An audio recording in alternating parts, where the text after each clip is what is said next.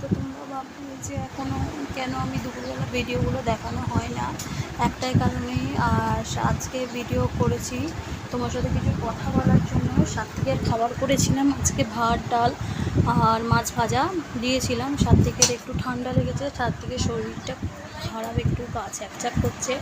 সাত্বিক কিছুই খেতে সেরকমভাবে পাচ্ছে না, কারণ সাত্বিকের সর্দি হয়েছে, নাক থেকে জল পড়ছে। আর ও শুধু এই বাইরে চলে যাচ্ছে, শুধু জল ঘাটছে, একটু শুনছে না।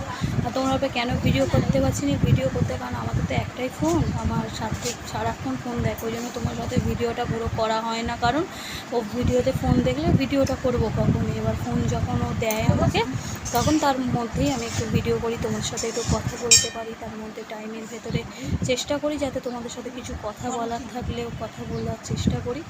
পারলে তোমরা আমার ভিডিওটা যদি ভালো লাগে একটা লাইক বা কমেন্ট করে দিও, যেমন ভিডিওটা ভালো লেগেছে কি না।